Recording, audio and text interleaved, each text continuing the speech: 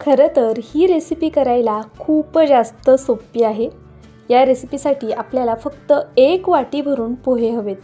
पहा, तुम्हाला किती क्वांटिटीत हा पदार्थ करायचा आहे ना, त्यानुसार तुम्हाला इथे पोह्यांचं प्रमाण कमी जास्त घ्यायचं आहे। आता हे पोहे मी छान स्वच्छ पाण्याने धुवून घेणार आहे। 2 ते 3 पाण्याने मी हे पोहे सर्व छान असे धुवून घेते आणि यातलं संपूर्ण पाणी आधी आपण निथळून घेऊया। तर पहा, इथे मी पोहे छान धुवून घेतले। यामध्ये अगदी थोडंसं पाणी घालायचे आपल्याला। अशा पद्धतीने पहा, पोहे छान असे भिजले गेले पाहिजे, यासाठी मी यामध्ये थोडंसं पाणी घालून ठेवलं। आता हे पोहे जरा वेळ साईडला ठेवून देऊया आणि तशाच सेम वाटीने आपल्याला रवा सुद्धा घ्यायचा आहे। इथे मी अर्धा रवा घेतलेला आहे, म्हणजे अर्धी वाटी रवा घेतला आहे। आपण पोहे 1 वाटी घेतले होते, रवा अर्धी वाटी घेतलेला आहे। म्हणजे थोडक्यात काय, तुम्ही ज्या क्वांटिटीमध्ये पोहे घ्याल त्याच्या अर्ध्या प्रमाणामध्ये इथे तुम्हाला रव्याचा वापर करायचा आहे। आणि आपल्याला या रव्यामध्ये दुप्पट पाणी घालायचे, म्हणजे जितका रवा आहे ना त्याच्या दुप्पट आपल्याला इथे पाणी घालायचे। पाणी घातल्यानंतरनं हा रवा छान असा एकजीव करून घ्यायचा आहे। पहा, अशा पद्धतीने। आत्ता तुम्हाला इथे हा रवा खूप पातळ दिसत असेल, पण थोड्या वेळानंतरनं हा रवा छान असा घट्टसर होतो। आता आपण 5-10 मिनिटासाठी हा रवासुद्धा साईडला ठेवून देऊया आणि तोपर्यंत आपल्याला जे पुढचे साहित्य लागणार आहे त्याची तयारी करून घेऊया। तर पहा, इथे मी एक लहान कांदा अशा पद्धतीने कट करून घेते। कांदा आपल्याला जितका शक्य होईल तितका बारीक कट करून घ्यायचा आहे। तर इथे मी संपूर्ण एक कांदा अशा पद्धतीने कट करून घेतला। त्याचबरोबर आपल्याला छान हिरवीगार कोथिंबीर स्वच्छ धुवून त्यानंतरनं बारीक अशी चिरून घ्यायची आहे। तर पहा, व्हिडिओ दाखवते त्या पद्धतीने कोथिंबीरसुद्धा छान अशी बारीक चिरून घ्या। तर इथे मी कोथिंबीरसुद्धा व्यवस्थित चिरून घेतली। आता हे दोन्ही जिन्नस आपण साईडला ठेवून देऊया आणि पाहूया की आपला रवा आणि पोहे भिजलेत की नाही। तर पहा, पोहे भिजायला जास्त वेळ लागत नाही, पोहे मस्त असे भिजले गेलेले आहेत। आता हे पोहे आपल्याला हाताने छान असे मॅश करून घ्यायचे। तुम्ही पावभाजी मॅशरने हे मॅश केलेत तरी चालेल, पण आपल्याला खूप जास्त बारीक करायचे नाही आहेत, हे थोडे दरदरीत राहायला हवेत। त्यामुळे मी अशा पद्धतीने हातानेच हे पोहे मळून घेणार आहे। तर पहा, पोहे छान भिजले गेले ना की ते व्यवस्थित मळता सुद्धा येतात। अशा पद्धतीने मी इथे हे संपूर्ण पोहे छान असे मळून घेतले। आता आपण मगाशी कट करून ठेवलेला कांदा आणि कोथिंबीर यामध्ये घालून घ्यायची आहे। तर पहा, इथे मी एका कांद्याचा वापर केला आहे आणि मुठभर कोथिंबीर। आता आपण ह्याला छान असा एक तडका देऊया। तर पहा, इथे तेल गरम करून घेतलं होतं, यामध्ये मी मोहरी घातली। मोहरी छान अशी तडतडली गेली की 1 चमचा जिरं घालायचे, सोबतच आपल्याला पांढरे तीळ घालायचे। जवळपास 1.5 चमचा इतपत मी पांढरे तीळ घातलेले आहेत आणि त्यानंतरनं 1 हिरवी मिरची छान बारीक कट करून घातली। आता ही संपूर्ण फोडणी छान अशी मिक्स करून घ्यायची आणि यावरती घालून घ्यायची। तर पहा, अगदी बेसिक मसाले वापरलेले आहेत आपण। फोडणीमध्ये खूप बेसिक साहित्यांचा वापर केलेला आहे।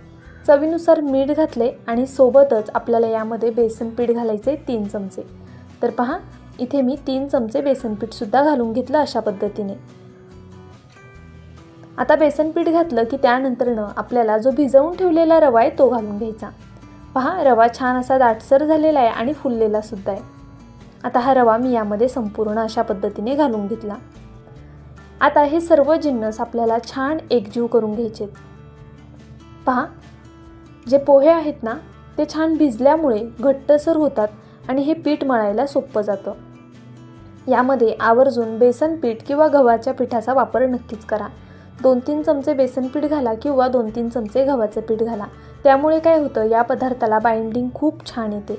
तर पहा, व्हिडिओ दाखवते त्या पद्धतीने हे सर्व जिन्नस आपल्याला छान असे मळून घ्यायचे। मी यामध्ये कोणत्याही प्रकारचा वेगळा असा मसाला घातलेला नाही आहे। जर तुम्हाला हवं असल्यास तुम्ही यामध्ये पावभाजी मसाला किंवा इतरही कोणते मसाले जर तुम्हाला यामध्ये ॲड करायचे असतील तर तुम्ही नक्कीच ॲड करू शकता। तुमच्या चवीनुसार मसाले तुम्ही यामध्ये बॅलन्स करू शकता। मी यात फक्त हिरव्या मिरचीचा वापर केलेला आहे। तर पहा, अशा पद्धतीने मी हे सर्व छान मळून घेतलं आणि एकसारखं करून आता आपण हे 5 ते 10 मिनिटासाठी साईडला ठेवून देऊया। तुम्हाला माझा व्हिडिओ थोडा जरी आवडला असेल तर प्लीज व्हिडिओला एक लाईक करा, चॅनलला सबस्क्राईब करा। सबस्क्राईब केल्यानंतर बेल आयकन प्रेस करायला विसरू नका।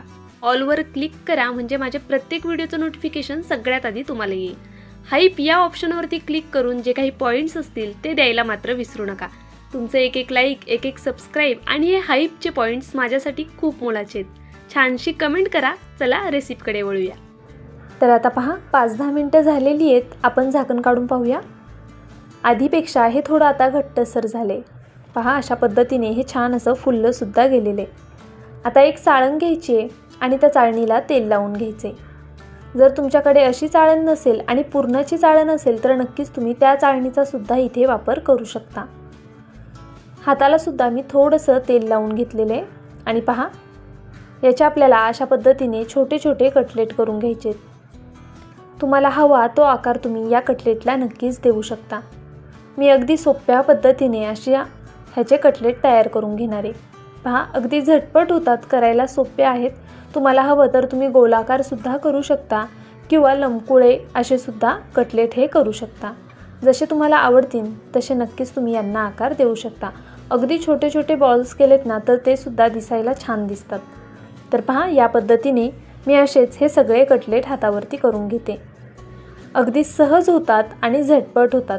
जितके या चाळणीमध्ये बसतील तितके कटलेट मी आत्ता करून घेणार आहे आणि त्यानंतरनं जे उरलेले पीठ आहे त्याचे पुन्हा आपण चाळणीमध्ये वाफवायला ठेवणार आहोत. किंवा मग तुम्ही हे पीठ आपलं जे बेसन पीठ असतं त्याचं एक स्लरी तयार करून त्यामध्ये घोळवून सुद्धा हे वडे तळून डायरेक्ट खाऊ शकता. तर पहा मी इथे आता हे वाफवण्यासाठी ठेवून देते आहे.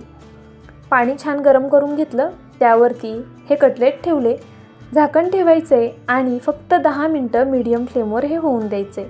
एक 10 मिनटामध्ये हे व्यवस्थित असे सेट होतात. तर पहा इथे जवळपास 10 मिनटं आपण हे ठेवून देणार आहोत. तोपर्यंत पटकनी आपण पुढची कृती करून घेऊया. इथे मी 2 टोमॅटो घेतलेले आहेत. आता हे दोन्ही टोमॅटो आपल्याला छान असे कट करून घ्यायचे. टोमॅटोंपासून काय करणार ते सुद्धा पुढे समजेलच. तर पहा आपल्याकडे आता 10 मिनटं आहेत. तर आपण हे जी पुढची तयारी आहे ती तोपर्यंत नक्कीच करून ठेवू शकतो. त्यामुळे काय होतं, वेळसुद्धा वाचतो आणि ही रेसिपी झटपट होईल. तर पहा अशा पद्धतीने मी इथे दोन्ही टोमॅटो छान असे कट करून घेते.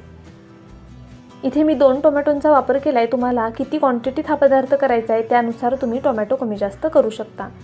2 टोमॅटो घेतले होते त्यामुळे मी इथे 1 मीडियम साईजचा कांदा घेतला आहे. पहा या पद्धतीने कांदासुद्धा मी कट करून घेतला. अगदी व्यवस्थित असा पहा आपण कांदा आणि टोमॅटो कट करून घेतलेला आहे. आता एक पॅन ठेवूया किंवा मग कढई घेऊया. कढईमध्ये केलं तरीसुद्धा चालणार आहे. आता यामध्ये मी कांदा आणि टोमॅटो घालून घेतला. यात मी सुरुवातीला अर्धी पळी तेलाचा वापर केलेला आहे. अर्ध्या पळी तेलामध्ये आपल्याला कांदा टोमॅटो दोन्ही छान असे मऊसूत भाजून घ्यायचे. त्यात पहा मी 3 लाल मिरच्यांचा वापर केलेला आहे आणि सोबतच लसणाच्या पाकळ्या घातलेल्या आहेत. जर तुमच्याकडे लाल मिरची नसेल तर तुम्ही नक्कीच हिरवी मिरची वापरू शकता किंवा मग तुम्हाला मिरची वापरायची नसेल तर तुम्ही लाल तिखटाचा सुद्धा नंतर वापर करू शकता. इथे मी लाल मिरच्या वापरलेल्या आहेत आणि काही लसणाच्या पाकळ्या. हे सर्व आपल्याला छान असं भाजून घ्यायचे. पहा टोमॅटो हलकासा मऊ होईपर्यंतच आपल्याला भाजायचे. रंग बदलेपर्यंत हे सर्व आपल्याला भाजायचं नाही आहे. तर आता यामध्ये मी 1 चमचाभर फुटाण्याची डाळ घालते. जर तुमच्याकडे फुटाण्याची डाळ नसेल तर तुम्ही आपली जी हरभरा डाळ येते ना कच्ची तीसुद्धा तुम्ही सुरुवातीला तेलामध्ये भाजून घेऊन नंतरनं ही बाकीची कृती केली तरी चालेल. आता इथे मी फुटाण्याची डाळसुद्धा 1 मिनिटभर फक्त भाजून घेतली. त्यानंतरनं हे सर्व एका प्लेटमध्ये आपण काढून घेऊया.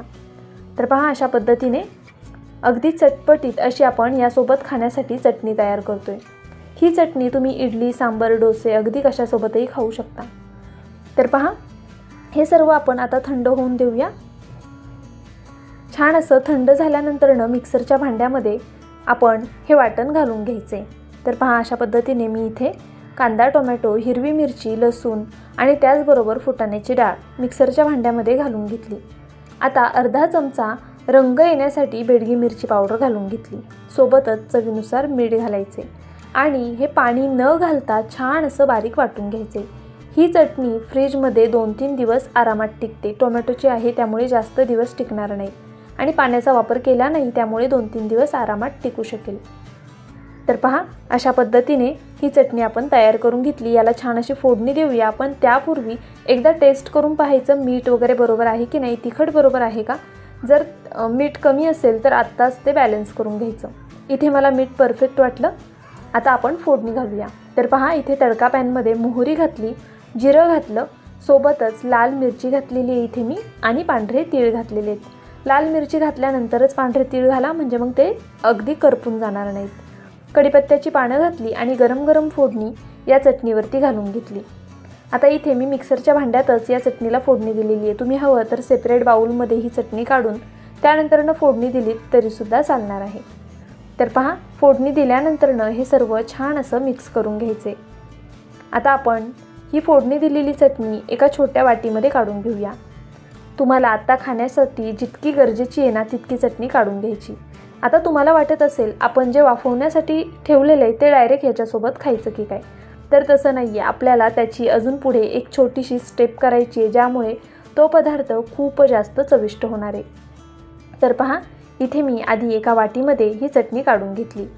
ही चटणी थोडीशी थंड करून खाल्लीत ना तर जास्त छान लागते। आपण जो पदार्थ बनवतोय तो छान गरम गरम आणि त्यासोबत ही थोडी थंड चटणी, खूप कमाल कॉम्बिनेशन आहे। तुम्ही ही चटणी सेम इडलीसोबत नक्की करून पहा, खूप जास्त छान लागते। तुम्ही गाड्यावरती सुद्धा अशा पद्धतीची चटणी खाल्ली असेल। तर चला, इथे पहा 10 मिनटं मी ह्याला छान अशी वाफ देऊन घेतली। त्यानंतरनं हे थोडं थंड होऊन दिलेलं आहे। पाहू शकता तुम्ही, अगदी सहज निघतात ते आणि छान झालेले सुद्धा आहेत। आता पोहे आणि रवा शिजायला फारसा वेळ लागत नाही, पण आपल्याला हे सेट करायचं होतं, त्यासाठी 10 मिनटं मीडियम फ्लेमवर ठेवून दिलेलं। पहा, हे सर्व मी चाळणीतनं अशा पद्धतीने सेपरेट करून घेते। खाली तेल लावलं होतं त्यामुळे अगदी सहज हे निघतात ते। ज्यावेळेस तुम्हाला हे खायचं आहे ना त्याच वेळेस लगेच ह्याला फोडणी द्यायला घ्यायची आहे, म्हणजे मग गरम गरम खायला छान लागतं। तर इथे मी मुलांच्या नाश्त्यासाठी आत्ता हे छान असं तडका देऊन करणार आहे। ज्यावेळेस पुन्हा आपल्याला करायचं असेल किंवा पुन्हा खायचं असेल त्यावेळेस दुसरे शिजायला ठेवायचे तोपर्यंत आणि मग त्यानंतरनं त्याला तडका द्यायचा आहे, म्हणजे कसं होतं प्रत्येकाला गरम गरम खाता येतं। पहा, इथे मी काय केलं आहे, पॅनमध्ये थोडंसं तेल घातलं होतं, त्यामध्ये जिरं घातलं, पांढरे तीळ घातले आणि त्यानंतरनं पावभाजी मसाला घातला आहे। तुम्हाला जो मसाला आवडत असेल तो तुम्ही नक्कीच इथे वापरू शकता। सोबतच रंग छान यावा यासाठी मी बेडगी मिरची पावडरचा वापर केलेला आहे। आता त्यानंतरनं आपण यामध्ये अगदी थोडीशी हळद घालून घेऊया। छान असे मसाले पसरवून घालायचेत यावरती आणि पहा, हे सर्व छान एकजीव करून घ्यायचे। गॅस अगदी बारीक आहे, अगदी बारीक गॅसवरच आपल्याला ही संपूर्ण प्रोसेस करून घ्यायची आहे। तर पहा, अशा पद्धतीने मी हे मसाले काही सेकंद फक्त तेलावरती छान फ्राय करून घेतले। आता आपण जे तयार करून ठेवलेले कटलेट म्हणा किंवा टिक्क्या आहेत छोट्या छोट्या, त्या यावरती घालून घेऊया।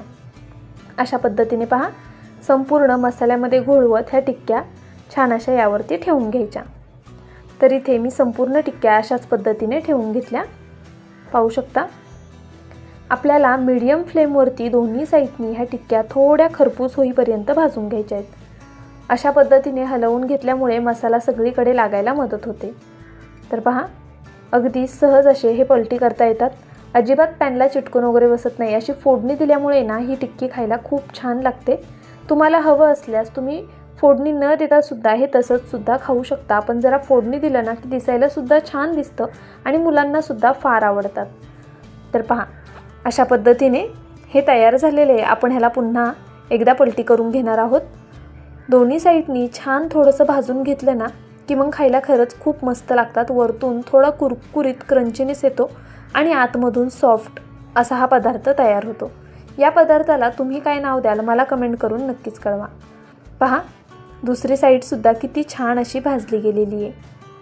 दोन्ही साईडनी अशाच पद्धतीने आपल्याला हे भाजून घ्यायचं आहे। पहा, अतिशय सुंदर असा याला रंग आलेला आहे आणि खायलासुद्धा खरंच खूप जास्त छान लागतात। जर यापूर्वी तुम्ही ही रेसिपी कधी केली नसेल ना तर एकदा नक्कीच करून पहा। अजूनही तुम्ही जर व्हिडिओला लाईक केलं नसेल तर प्लीज एक लाईक नक्कीच करा। त्याचबरोबर जर चॅनलवरती नवीन असाल तर सबस्क्राईब करायला विसरू नका। बेल आयकॉनसुद्धा प्रेस करून घ्या, म्हणजे माझ्या व्हिडिओचं नोटिफिकेशन सगळ्यात आधी तुम्हाला येत राहील। पहा, हे छान असं झालेलं आहे। आता मी हे काढून घेते। तोपर्यंत मी दुसऱ्या टिक्क्या करायला ठेवल्या होत्या, त्यासुद्धा आता होत आलेल्या आहेत। अशा पद्धतीने पहा, हे काढून घ्यायचं आणि मग पुन्हा त्या टिक्क्यांना फोडणी द्यायची। झटपट होतात, फारसा वेळ लागत नाही। चाळणी मोठी असेल किंवा 2 असतील तर तुम्ही एकाच वेळी सर्व ह्या टिक्क्या वाफवून घेऊ शकता। तर पहा, इथे मस्त असं आपलं हे तयार झालेलं आहे। पाहू शकता किती छान चमचमीत अप्रतिम दिसते। पाहून तुमच्याही तोंडाला पाणी आलं असेल, आहे की नाही? मस्त बरं, ही टिक्की तुम्ही ज्यावेळेस सॉससोबत खाल ना त्यावेळेस तुम्हाला जास्त छान लागेल. तुम्ही कोणत्याही प्रकारचा केचप किंवा मग आपण जे आत्ता चटणी केली आहे त्या चटणीसोबतसुद्धा नक्कीच खाऊ शकता, किंवा मग कोणत्याही प्रकारचा केचप असू द्या, पुदिन्याची चटणी असू द्या, त्यासोबतसुद्धा हे खायला खरंच खूप जास्त छान लागतं. तुम्ही हा पदार्थ असा नुसताच खाल्लात ना तरीसुद्धा कमाल आहे. मुलांना चहासोबत द्या, पाहुणे आल्यावरती त्यांनासुद्धा वेगळा नाश्ता म्हणून नक्कीच तुम्ही ही डिश करू शकता. नेहमीचे तेच पोहे आणि उपमा खाऊन तुम्हीसुद्धा जर कंटाळला असाल ना तर ही पोटभरीची रेसिपी आजच करून पहा. मुलांच्या टिफिनला द्या, पाहुण्यांसाठी करा किंवा खास तुमच्यासाठी म्हणून करून खा. अप्रतिम आहे. केल्यानंतर मला कमेंट करून कळवायला नक्कीच विसरू नका. माझा व्हिडिओ तुम्ही संपूर्ण पाहिलात त्याबद्दल खरंच खूप मनापासून धन्यवाद. उद्या पुन्हा भेटूया अशाच एका छानशा रेसिपीसोबत. तोपर्यंत bye. Thank you so much for watching.